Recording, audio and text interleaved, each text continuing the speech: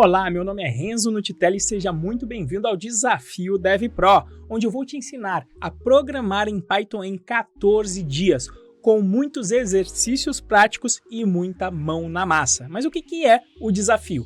Durante esses 14 dias, eu vou te enviar uma videoaula explicando conceitos do Python junto com um exercício prático. E além disso, eu vou te passar uma lição de casa porque é como eu sempre digo para os meus alunos, o aprendizado em programação é feito pelos dedos digitando. Não vai adiantar você só escutar ou ver videoaulas. Se você quer saber mais detalhes sobre o desafio, eu deixei um link aqui na descrição desse vídeo onde você pode fazer a sua inscrição e conferir os maiores detalhes sobre o desafio lá na primeira aula do desafio. Mas vamos para o que interessa. No exercício de hoje, nós vamos resolver o exercício de número 7 da seção de estrutura de repetição da lista de exercícios da Python Brasil. Faça um programa que leia 5 números e informe o maior número. Para esse exercício aqui, nós vamos utilizar uma estrutura de repetição diferente do while que nós vimos no desafio anterior.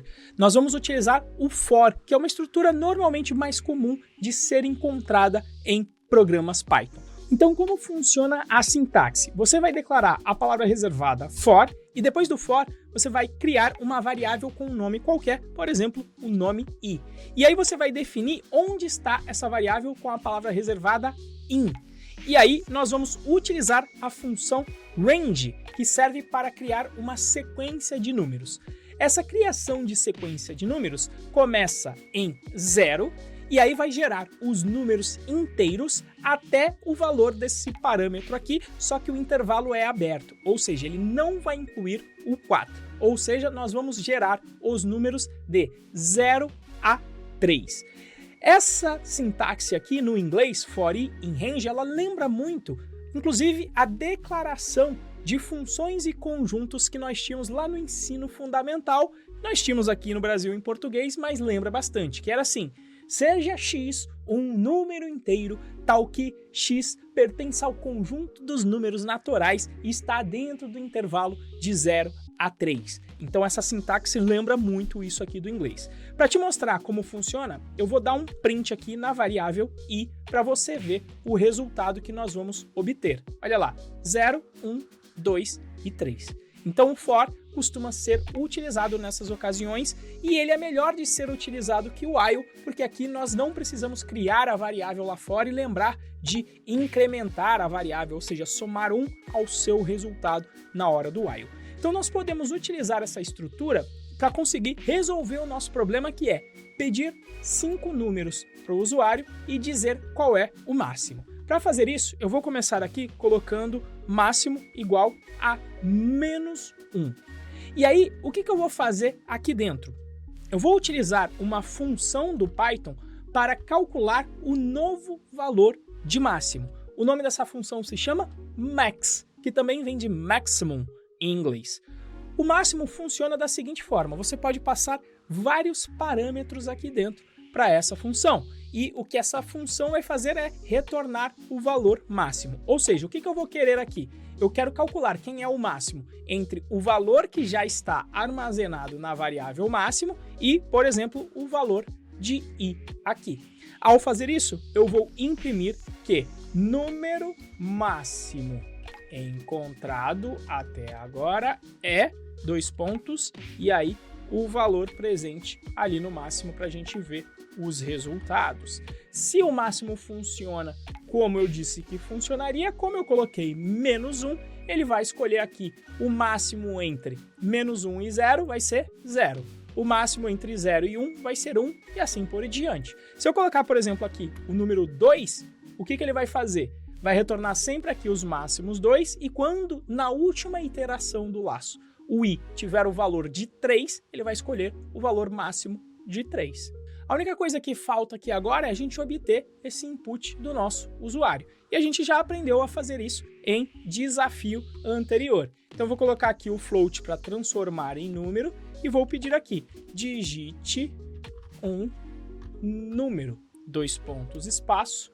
E aí eu vou utilizar esta mesma lógica para obter os números a cada iteração no meu for aqui. Como o enunciado não pediu para a gente validar nada, eu não vou fazer a validação, como também já fizemos a validação de input em um desafio anterior.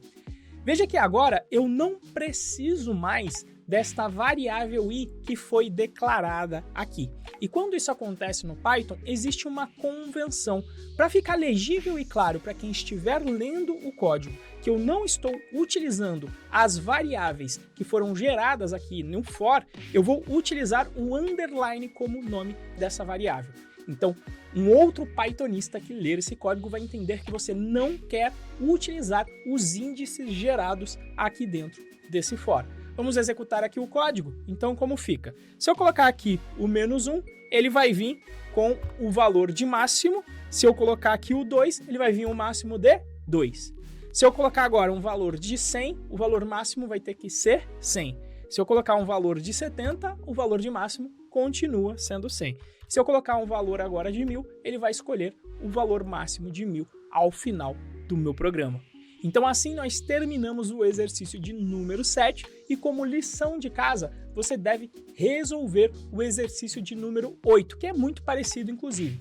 Faça um programa que leia 5 números e informe a soma e a média dos números. Então, ligeiramente diferente para você fazer como lição de casa. E no desafio de amanhã, nós vamos sair da seção de estruturas de repetição e vamos para a seção de exercícios com listas. Nós vamos resolver o exercício de número 1 e vamos aprender o que é um vetor no Python e como construí-lo.